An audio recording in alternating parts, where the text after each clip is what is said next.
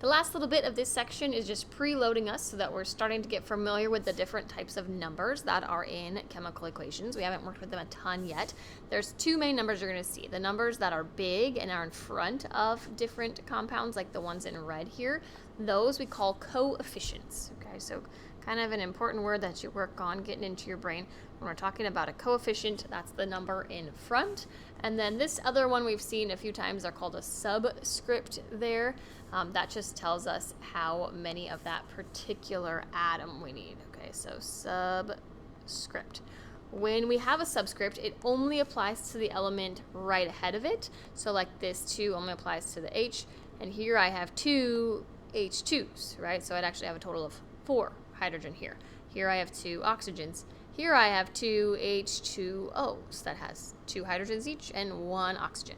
Notice if there is no subscript, that just means that there is one of that. Okay, so please try this. I know I've been begging you a lot. We kind of need you to try a lot in this section. Otherwise, it's like one of those where it's really easy to watch someone do it, but not as easy on your own. So try these. How many nitrogen are in NH3 and the CO3? Okay, so try those. Pause.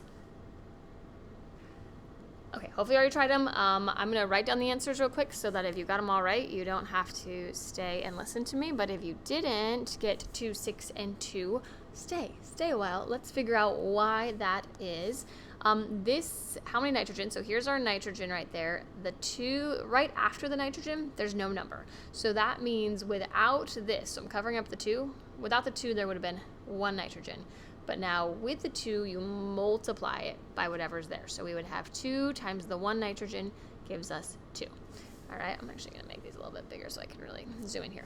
On our calcium situation here, if we were to pretend that everything is gone, I wish I usually use 2 hands and cover this. I'm not sure how to do that on here. But you know what? I'll just highlight it and then I'll get rid of it. So pretend that all of this is gone and all of that is gone. And the only thing is right there. That's 1 nitrogen, okay? But since it's inside those parentheses, we're gonna have to bring this back, and that 1 nitrogen in the parentheses, we get 2 of them, okay? So right here, this is telling me I get 2 of that nitrogen. But then the whole thing is taken times 3. So we're gonna have 2 nitrogen from this times the 3 in the front, and that's how we end up with the total of 6 nitrogen on that one. Woohoo, that's a doozy. That's a fun one. Okay, and then over here, this one's not, it's a little more exciting than I thought. We've got NH4NO3. Well, sometimes because this one happens to have 2 polyatomic ions, they separate them.